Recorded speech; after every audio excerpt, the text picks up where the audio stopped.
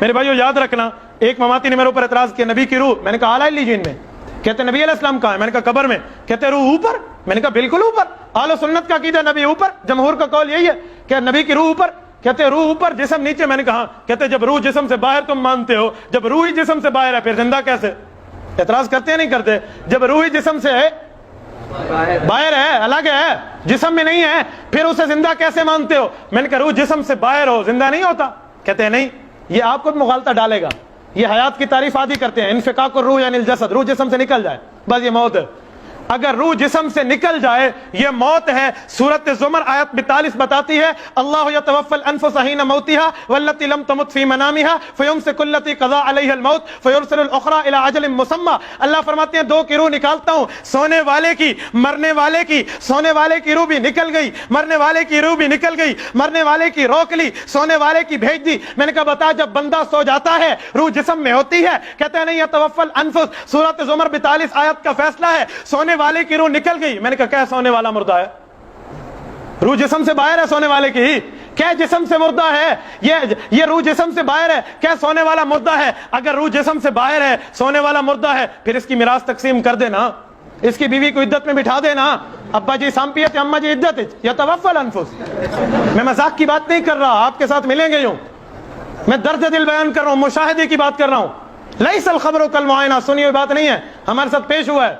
تو کہہ دینا ابا جی فوت ہو گئے ہیں، روح تو نکل گئی ہے، اللہ یتوفی الانفس، روح نکل گئی ہے۔ جب تو آسی تو پھر سوچتا نا امی ہوتے تو عدت بیٹھ جا، نہیں امی نہیں بیٹھے گی، کیوں؟ کہتے مولانا روح کا تعلق ہے جسم سے۔ میں نے کہا پھر حیات کی تعریف پوری کرنا کہ روح جسم میں ہو پھر بھی حیات ہے، روح جسم سے باہر رہ کے تعلق رکھے پھر بھی حیات ہے۔ ہاں میں نے کہا اسی طرح نبی کی روح بھی اعلیٰ علیین میں ہے، اپنے مقام پہ ہے، اپنے مقام پہ رہ کے تعلق رکھتی ہے، نبی کو زندگی حاصل ہے۔ کہتے ہیں دلیل؟ میں نے کہا یتوفی الانفس، سونے والے کی یہ دلیل ہے، اللہ اللہ خیر صلی اللہ، وہاں سے رہ کے تعلق۔ پھر اس نے کہا مولانا تعلق تو نظر آتا ہے سونے والے کا، نبضیں چلتی ہیں، دل دھڑکتا ہے، بعض بندے نیند میں اٹھ کے بولنے لگ جاتے ہیں، بعض بندے اٹھ کے چلنے لگ جاتے ہیں، تعلق تو ویکھدا ہے، اسانو تعلق نظر آندا ہے، نہیں نبی دا تعلق نظر نہیں آندا۔ میں نے کہا بات یہی ہے، تعلق نبی کا بھی ہے، تعلق نائم کا بھی ہے، سونے والے کا، اس کا تعلق نظر آتا ہے، اس کا نظر نہیں آتا، کیوں؟ وَمِن وَرَائِهِمْ بَرْزَخٌ إِلَىٰ يَوْمِ يُبْعَثُونَ، اسے تو برزخ کی زندگی کہتے ہیں، ہمیں سمجھاتا ہے برزخ برزخ، پردہ پردہ پردہ، اسے تو کہتے ہیں نظر نہ آئے مان، یؤمنون بالغیب، قرآن نے پہلے صفحے پہ ایمان بالغیب کی بات کی ہے۔ فرشتہ نظر نہیں آیا مانا، سر کا درد نظر نہیں آیا مانا، کڈنی کا درد نظر نہیں آنا الٹرا ساؤنڈ سے مانا، دل کا درد نظر نہیں آیا ECG سے مانا، اور اللہ فرماتے ہیں بل احیا، زندہ ہیں، یہاں کہتے ہیں دلیل دو، اور پھر قرآن کا دعویٰ۔ میرے بھائیو یہ کچھ اعتراض تھے جو میں نے آپ حضرات کے سامنے نقل کیے ہیں، اس کی وجہ یہ ہے کہ میں نے قرآن بھی پڑھا، حدیث بھی پڑھی، اجماع بھی پڑھا، یہ اعتراض کے جواب نہ بھی ہوتے تو پھر بھی یہ اعتراض عقلی جواب تھے، عقلی سوال تھے، اور عقل کی بات قیاس ہوتی ہے، قیاس ناس کے۔ ایک ملا بیٹھا اپنے گماشتیاں نو تیار کر رہا ہے، سبق دے رہا ہے کہ میاں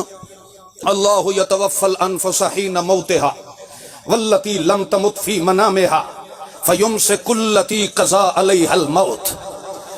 ادھر جاکھن لگا بھی دو موتاں ہیں، تے نال ہی کہہ رہا ہے کہ ایک موت دے متعلق اللہ فرماتا یمسک او دا روح میں روک لینا، دوسری موت ہے نیند دی حالت وچ۔ ہن ایتھے انہوں چاہیے تا اے ہائی کہ آکھے ہاں کہ نیند اور حقیقی موت وچ فرق ای ہوئی قرآن نے دسیا ہے کہ جس تے موت دا فیصلہ ہے اتھے یمسک، جتھے اجا موت دا فیصلہ نہیں آیا اتھے یرسل ہے۔ فرق تو خود قرآن نے دس دیتا ہے، اور سمجھ آئیے کہ نہیں آئی؟ اچھا پھر آخر لگا کہ میاں جیویں جڑا بندہ ستا پیا ہوندا ہے نیند دی حالت جے ساہ لے رہا ہوتا ہے، تو حالانکہ اللہ تبھی ادا یتوفی الانفس، میں او روح قبضے کر لیدا ہونا، تو موت والے دا روح بھی قبضے چ ہوندا ہے تے نیند دی حالت وچ رہن والے دا روح بھی کہیں موٹھے چ ہوندا ہے، بولو۔ تو پھر اس مجہول انسان نو سوچنا اے چاہیدا ہے موٹھے ہی تا دوواں دا روح ہے، مرنے والے دا بھی نیند والے دا بھی، مگر ایک دا یمسک دا فیصلہ ہے، دوے تے یرسل دا فیصلہ ہے۔ یرسل دا ساہ چلدا پیا ہے، مرنے والے دا ساہ چلدا ہے، بولو۔ پھر اگو سامنے آلہ نو بے وقوف کے پہ بڑی دا اے جنے چونکہ عالم غیب دا معاملہ لہذا اس دا سانو پتہ لگدا ستے ہوئے پہ جنے ساڑی اکھی دے سامنے ہوندہ ہے او تا نظر آ رہے ہوندہ ہے تے جیڑا مر ویندہ ہے او قبر وچ مدفون ہو ویندہ ہے لہذا وہ عالم غیب وچ ہے تے ساڈے واسطے کیا ہے الذین یؤمنون بالغیب اس واسطے اسا ایمان بالغیب رکھنا ہے اسا او دا اے نہیں دس سکدے بے او سا لیندا پیا اٹھیندا پیا آندا پیا ویندا پیا کیونکہ عالم غیب دا معاملہ ہے او الو دا پٹھا